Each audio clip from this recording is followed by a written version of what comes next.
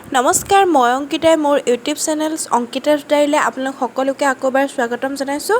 আজি মই এটা ময়দাৰ পৰা বনোৱা বৰফিৰ ৰেচিপি লৈ আহিছোঁ। একেবাৰে কম বস্তুৰ প্ৰয়োজন হয়।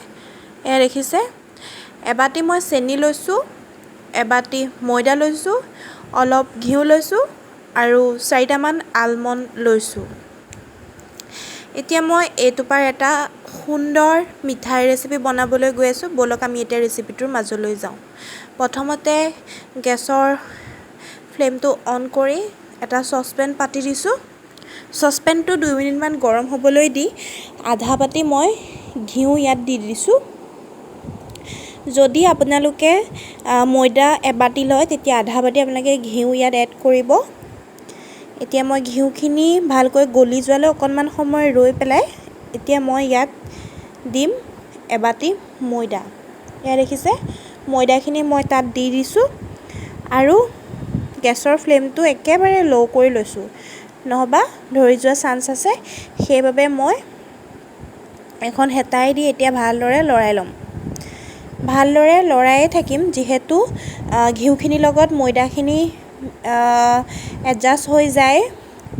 সিমান সময়লৈকে মই লৰাই থাকিম একেৰাহে। দেখিছে, মই এতিয়া লৰাই আছোঁ।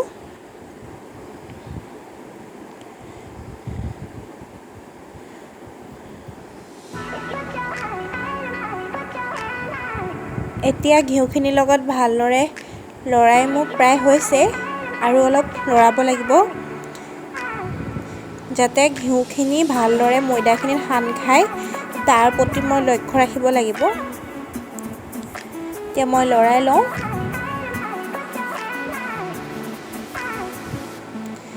দেখিছে, প্ৰায় মোৰ লৰোৱা হৈ গৈছে। এতিয়াও কিন্তু আমি 9 মিনিটমান সময় ভাজিব লাগিব, যাতে ঘিউখিনিৰ লগত ময়দাখিনি মিহলি হৈ তাৰ পৰা এটা তেল ওলাব।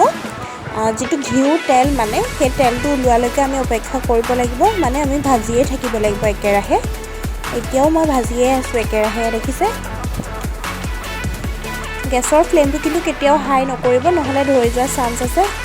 দেখিছে, প্ৰায় মোৰ লৰাই ঘিউৰ পৰা তেল ওলাবলৈ আৰম্ভ কৰিছে আৰু মই 3 মিনিটমান এইটো বস্তু ভাজিম। এতিয়া আকৌ ভালদৰে 3 মিনিটমান সময় মই এতিয়া ভাজি থাকিম। ভাজিয়ে আছোঁ মই এতিয়াও। দেখিছে,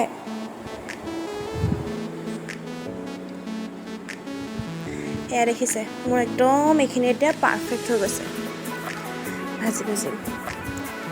আপোনালোকে কিন্তু হাতটো মানে এৰি নিদিব, লৰায়ে থাকিব একেৰাহে। নহ'লে যদিও চচপেনটো গৰম হৈ থাকে তেতিয়া গেছৰ ফ্লেমটো ল' হৈ থাকিলেও ধৰি যোৱা চান্স বেছি থাকে। সেইবাবে হেতাখনে লৰায়ে থাকিব। এনেকুৱাতে মই এটা ফুড কালাৰ অকণমান এড কৰিছোঁ। ফুড কালাৰটো একেবাৰে অপশ্যনেল হয়, আপোনালোকৰ নিজৰ মনৰ কথা, দিবও পাৰে নিদিবও পাৰে। মোৰ ফুড কালাৰ অকণমান কমেই হ'ল বাৰু, অকণমান আৰু দুডালমান দিব লাগিছিলে, তেতিয়া কালাৰটো ভালকৈ আহিলে হয়। যিহেতু মই য়েল্ল' ফুড কালাৰ ব্যৱহাৰ কৰিছিলোঁ। য়েল্ল' ফুড কালাৰটো একেবাৰে পাতল হয় আৰু এটোপালমান মই দিব লাগিছিল, কিন্তু সেইটো সময়ত দিয়া নহ'লে। হ'ব, একো নাই, কালাৰৰ লগত কথা নাই। আচলতে সোৱাদটোহে মেইন ন, খাবলৈ ভাল হোৱাটোহে আচল কথা। গতিকে কালাৰটোৰ কথা ইমান চিন্তা কৰি থাকিলে নহ'ব। সেইবাবে মই এতিয়া ফুড কালাৰখিনি ভালদৰে দি দিছোঁ। ফুড কালাৰটো কিন্তু একেবাৰে অপশ্যনেল, আপোনালোকৰ নিজৰ মৰ্জিৰ কথা দেই। দিলেও দিব, নিদিলেও নাই। বিভিন্ন ৰঙৰ ফুড কালাৰ এড কৰিব পাৰে। গ্ৰীণ দিলেও ভাল লাগে, ধৰক পিংক দিলেও ভাল লাগিব। যিহেতু মিঠাইবোৰ অলপ কালাৰিং হ'লে সৰু ল'ৰা ছোৱালীয়ে বিশেষকৈ খাই বেছি ভাল পায়। সেইবাবে এতিয়া মোৰ এইখিনি প্ৰায় লৰোৱা হৈ গৈছে। দেখিছে, একদম পাৰফেক্ট হৈ গৈছে এইখিনি, একদম পূৰা তেল ওলোৱা নিচিনা হৈছে। কিন্তু মই গেছৰ ফ্লেমটো একেবাৰে ল'য়ে ৰাখিছোঁ। দেখিছে, নহ'বা যে ধৰি যোৱা চান্স আছে। গেছৰ ফ্লেমটো এতিয়া যেতিয়া মোৰ পাৰফেক্ট হ'ল, তেতিয়া লগালগ মই অফ কৰি দিছোঁ আৰু অফ কৰাৰ পিছতো মই লৰাই আছোঁ, যাতে যিটো চচপেনৰ গৰম ভাপ, সেই গৰম ভাপটোৰ পৰা এইখিনি বস্তুখিনি লাগি নধৰে। সেইবাবে মই একে হাতেৰে লৰাই আছোঁ। এই গোটেই বস্তুটো মিহলি হ'বলৈ মোক প্ৰায় 9 মিনিটমান সময় লাগি গ'ল। সেয়া দেখিছে হৈ গ'ল মোৰ এতিয়া।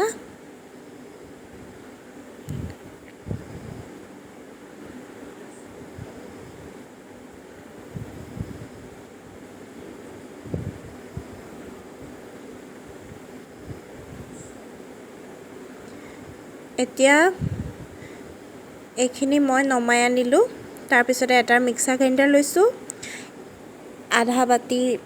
এবাটি যে চেনি দেখিছিলে সেই চেনি বাটি ভালদৰে মই মিক্সাৰ গ্ৰাইণ্ডাৰত পাউডাৰ কৰি এতিয়া মই সেই নমাই লোৱা ঘিউ আৰু ময়দাৰ মিশ্ৰণটোৰ লগত মিলাই দিলোঁ।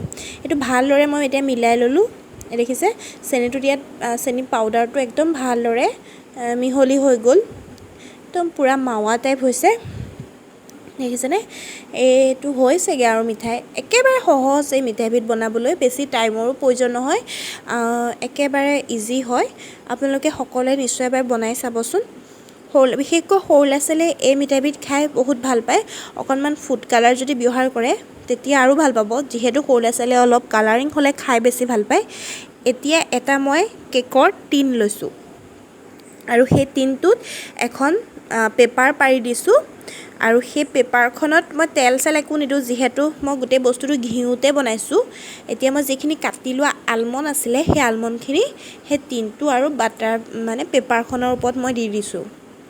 আৰু এতিয়া যিটো ঘিউ চেনি আৰু ময়দাৰ মিশ্ৰণ ভাজি লৈছিলোঁ মই, সেইটো এতিয়া তাৰ ওপৰত টিনটোত দি দিছোঁ। আৰু এতিয়া সমান কৰি ল'ম ধুনীয়াকৈ। চামুচখনে মই এতিয়া সমান কৰি ল'ম। আপোনালোকে মনৰ ইচ্ছাৰ কথা লাডু বনাই পেলাব পাৰি। ইয়াৰ পৰা লাডু বনালেও খাবলৈ ভাল হয়। এতিয়া মোৰ এইটো ধুনীয়াকৈ সমান কৰি হৈ গ'ল। যিহেতু মই বৰফি বনাইছোঁ সেইবাবে মই বৰফি আকাৰতে এইটোক মই কাটিম। এতিয়া মই 3 ঘণ্টাৰ বাবে থৈ দিম ঠাণ্ডা হ'বলৈ। 3 ঘণ্টাৰ পিছত আপোনালোকক মই দেখুৱাইছোঁ। দেখিছে পূৰা টাইট হৈ গৈছে, এইটো ধুনীয়া হৈ গৈছে। এতিয়া মই এইটো পিচ পিচকৈ কাটি লৈ আপোনালোকক দেখুৱাই আছোঁ। দেখিছে কিমান ধুনীয়া হৈছে নহয়নে। কটাটো ইমান ভাল নহ'লে বাৰু, কিন্তু খাবলৈ কিন্তু সঁচাকৈ বহুত ভাল হৈছিলে। দেখিছে অকণমান মই ভাঙি দেখুৱাইছোঁ, একদম ফচফচীয়া হৈছে, একদম মিঠাই একদম পূৰা পাৰফেক্ট হৈছে। আপোনালোকে নিশ্চয় এবাৰ ট্ৰাই কৰি চাবচোন। একেবাৰে সহজ, ইমান কম বস্তুৰ প্ৰয়োজন হয় মিঠাইবিধ বনাবলৈ। আৰু দেখিছে একদম হোটেলত বনোৱাৰ দৰে মিঠাইৰ দৰেই হৈছে, একদম ফচফচীয়া হৈছে। কিন্তু কাটোতে মোৰ অকণমান গণ্ডগোল হ'ল, কটাটো অকণমান তেৰা বেকা হোৱাৰ বাবে এনেকুৱা দেখিছে। কিন্তু খাবলৈ সঁচা কথা কৈছোঁ বহুত ধুনীয়া হৈছিলে। আপোনালোক সকলোৱে নিশ্চয় এবাৰ ট্ৰাই কৰি চাবচোন। একেবাৰে সহজ বনাবলৈ আৰু খায়ো ভাল পাব। কমেণ্টত কমেণ্ট কৰি জনাবলৈ নাপাহৰিব কিন্তু এই মিঠাইবিধ খাবলৈ কেনেকুৱা পালে। এনেকুৱা ইমান কম বস্তুৰে বনোৱা মিঠাইবিধ খাবলৈ সঁচাকৈ ধুনীয়া। সেইবাবে ভাবিলোঁ আপোনালোকৰ লগত এই ৰেচিপিটো শ্বেয়াৰ কৰোঁ। গতিকে যদি ভাল লাগিলে মোৰ চেনেলটো লাইক শ্বেয়াৰ এণ্ড ছাবস্ক্ৰাইব